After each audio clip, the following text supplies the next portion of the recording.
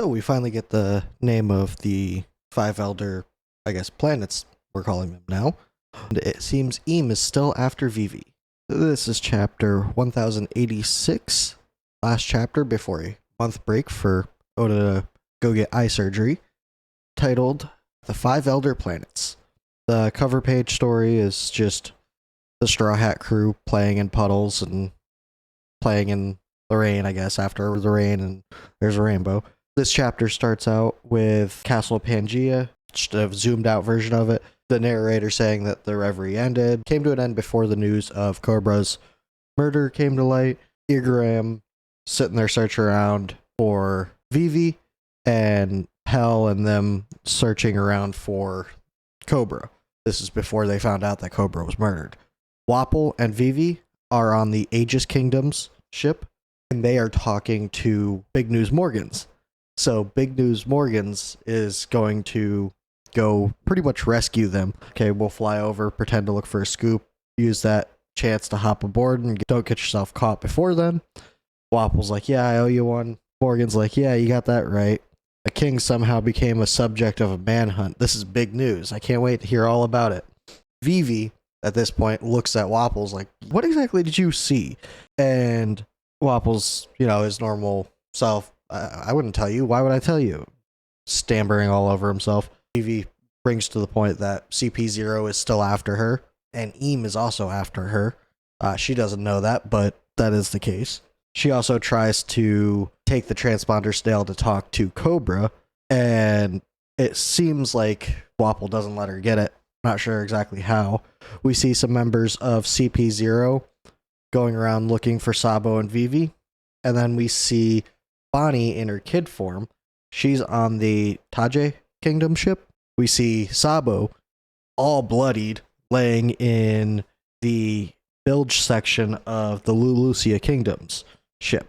And he has a little flashback within his still flashback of Cobra saying he must live on.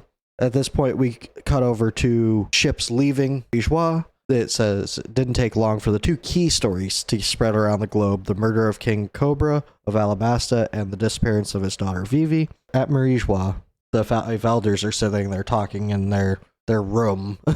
Seems like the man they call Sabo seems to have a checkered fate. They bring to the account that he is surrounded by people who carry the name D. They mention that they wish that they could have resolved the egghead issue before this, but something else takes precedence. Hint, hint, it's the destruction of Lulusia.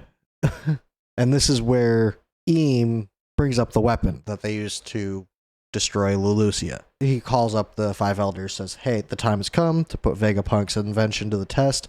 Use the Mother Flame. So the Mother Flame seems to be what that giant shadow was that destroyed the Lulusia Kingdom. What it is, who knows? What it's a replica of, who knows? All we know is Vegapunk made it. But the elders kind of talk, and they're like, it's true, we haven't had a chance to try it out before now, so there's no way to discern its effectiveness yet. Depending on how well this experiment goes, Egghead may reconsider its response.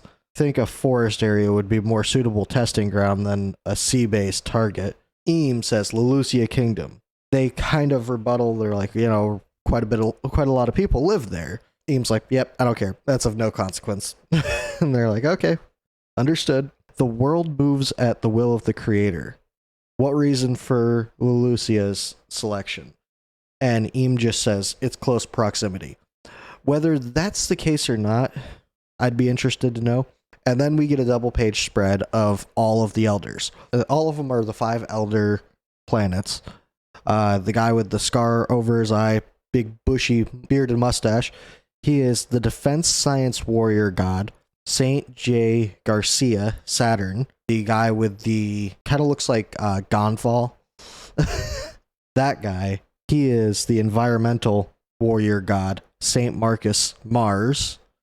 The guy with the really long mustache, bald head, is the justice warrior god, and his top man, Valkyrie. The bald, clean-shaven guy with glasses, he is the finance warrior god, Ethan Baron V. Nusgero. And then the guy with like the goatee that kind of looks like he could be related to Sanji is the agriculture warrior god, Shepherd Jupiter. Jupiter. They say, okay, Lucia Kingdom will be destroyed. We cut back over to Eam, and he says, oh yeah, one more thing. Retrieve Vivi. So this is where we find out that he is still after Vivi. It's certainly interesting that he is still after Vivi. Cobra said it's been passed down, but also she doesn't know that she has a D in her name because Cobra wanted Sabo to tell her. So we cut over to Marineford. Akainu's there. So Crocodile was spotted on Empty Bluffs Island, so they know that Crocodile is part of Buggy's crew. And then we see 3 of the Seraphim. Doflamingo, Seraphim. That's going to be a dangerous Seraphim. I believe it's either Moria. Yeah, I think it's a Moria Seraphim and then Crocodile Seraphim. So Moria and Doflamingo are both smiling, but the Crocodile Seraphim looks just completely depressed. And I don't know why. That's an interesting thought. I don't think we've seen a almost depressed looking Seraphim. So we're definitely going to learn a little bit more about that. Obviously, we know Ivankov has secrets that Crocodile wants to keep. But then we cut back over to Sadbo, and we cut back to the present. He's sitting there talking about what still happened, but he said the second we docked at Lucia, the people arrested King Seki and the princess. They were just waiting to ambush the royals. Since he was a stowaway, he was welcomed with open arms.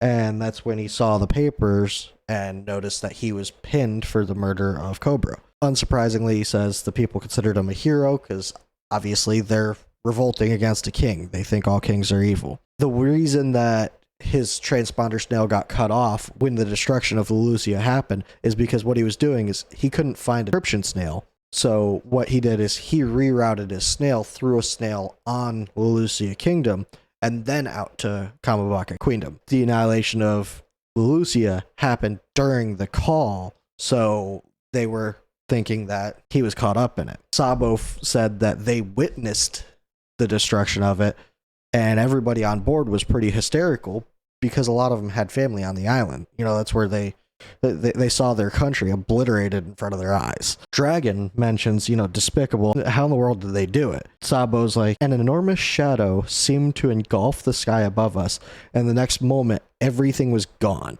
Sabo's like, there's no way it was caused by a living thing or some natural disaster.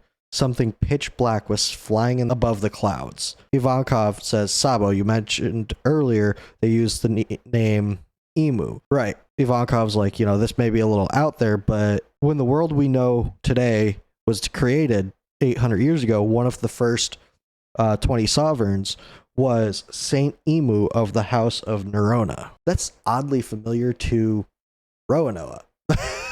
He then pulls out a book. Ivankov's like, since we know an ability granting eternal youth is said to exist, it must mean that someone has used it before, which means a person out there doesn't need to worry about death.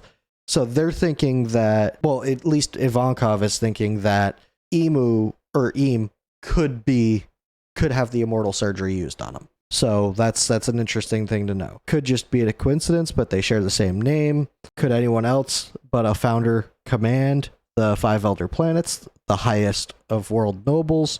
Celestial dragons fancy themselves as descendants of gods after all. And then this is where Ivankov is like, maybe that weapon was made by the government and maybe it must have been Vegapunk. He's the only one that could have done that. Dragon rebuttals, Vegapunk wouldn't build something like that intentionally. So what if it was an ancient weapon?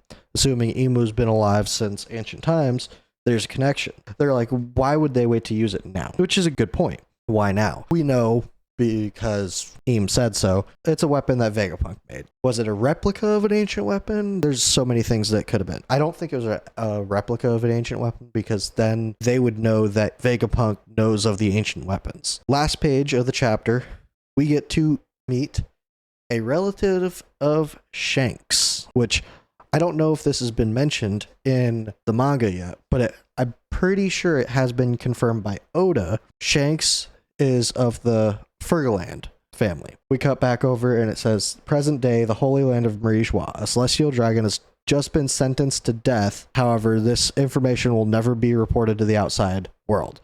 Then we also see a few bubbles there, speech bubbles. Our food supply is gone. We have no bread. All we have is cake. The judge was the former king of a land known as God Valley. He currently serves as supreme commander of God's Knights.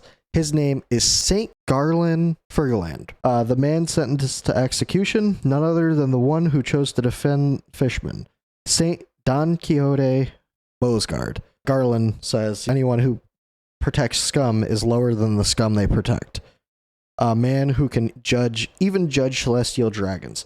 So there's a lot going around saying that they think that this is Shanks's dad. Either way, he is the leader of the God's Knights, and one of the God's Knights we know has a very, very similar shadow to Shanks.